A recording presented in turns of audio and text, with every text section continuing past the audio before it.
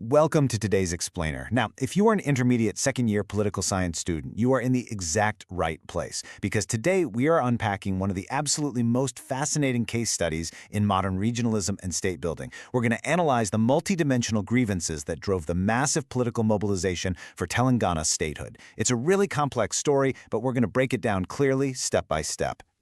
When you actually map out the allegations, ranging from political sidelining to deep cultural neglect, it's incredible to see how broken policy safeguards transformed into a fierce, decades-long demand for a separate state.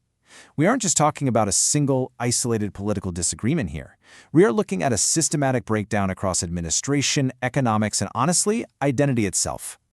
So, to make sense of these systemic failures, we'll be covering 5 key areas today: origins of the movement, broken political safeguards, administrative and resource inequities, sociocultural marginalization, and finally, statehood and conclusion.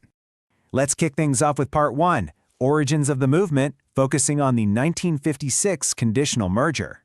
Think of 1956 as ground zero for this whole situation. The entire movement arose directly from the non-implementation of safeguards that were explicitly promised when the state of Andhra Pradesh was first formed. So, we're looking at a timeline that stretches all the way from the initial Gentleman's Agreement in 1956 right up to statehood in 2014. Back in '56, specific safeguards regarding jobs, education, expenditure, and administration were promised to Telangana to protect its interests. The fundamental assertion of the movement is that these promises were simply never implemented properly, which basically set the stage for decades of unrest. Moving right along to Part 2, broken political safeguards, covering autonomy and representation. All right. Let's look at the actual political mechanics of this failure. The foundational promises made to protect Telangana's interests were alleged to be systematically dismantled over time. On one hand, you have the promised safeguards, most notably the Gentleman's Agreement and the creation of the Telangana Regional Committee, or TRC. The TRC was designed to safeguard regional autonomy and ensure the region's voice actually held weight in governance. But the reality? Well, the agreement was violated, and the TRC was outright abolished, which severely slashed regional protection.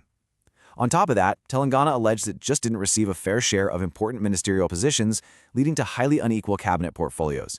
And, when a region loses its guaranteed political voice, widespread dissatisfaction is pretty much inevitable. Which brings us to Part 3, administrative and resource inequities, dealing with distributive justice failures. Because, political disenfranchisement is really only one piece of the puzzle. How did this imbalance actually affect the region's physical and financial resources? Well, these distributive justice failures hit 3 major administrative sectors. First up, employment. The movement cited the frequent violation of what were called Mukhi rules. These were protections meant to ensure local candidates secured government jobs. But instead, locals found themselves completely deprived of these opportunities. Second is agriculture. Imagine having the massive Krishna and Godavari rivers flowing directly through your region, yet irrigation projects are heavily skewed to benefit other areas. That's essentially what local farmers were facing. And third, finance. There were massive allegations that revenue generated by Telangana was diverted for the development of other regions rather than being reinvested back home. It's a textbook case of unequal distribution of state resources. Next up is Part 4, socio-cultural marginalization, specifically identity and infrastructure.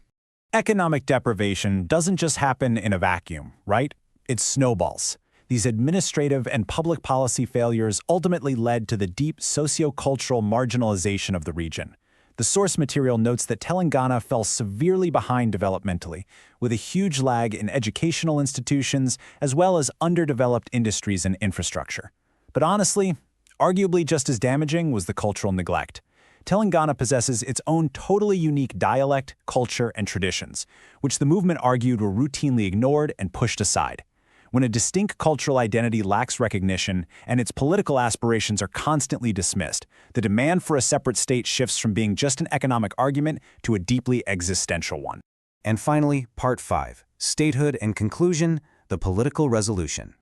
When you pile all these grievances on top of each other, the politics, the economics, the administrative failures, the cultural erasure, you get a completely unsustainable environment, one that naturally culminated in a massive, prolonged movement. The rallying cries of our rights, our resources, our Telangana perfectly encapsulate the core demands of the people. Our rights hits on the broken political safeguards. Our resources demands justice for their jobs, water, and finances. And our Telangana represents the fierce reclamation of their socio-cultural identity. It really is a masterclass in how a political movement distills super complex, systemic issues into a unified, powerful message. So, what does this all mean? The ultimate resolution to these decades of systemic grievances was a monumental constitutional shift, the bifurcation of Andhra Pradesh. This made Telangana the 29th state of India on June 2, 2014. The prolonged struggle literally redrew the map, finally resulting in the political autonomy the region had been demanding since those very first broken promises back in 1956. This explainer was designed specifically with you, intermediate, second-year political science students in mind, to really help you grasp the real-world dynamics of regionalism. It is proudly brought to you by McGaw Education. Before we wrap up today, I want to leave you with a question to ponder. When you look at global history, what other modern state-building movements show similar patterns of broken policy safeguards and cultural neglect? Keep analyzing, keep understanding, and I'll catch you in our next explainer.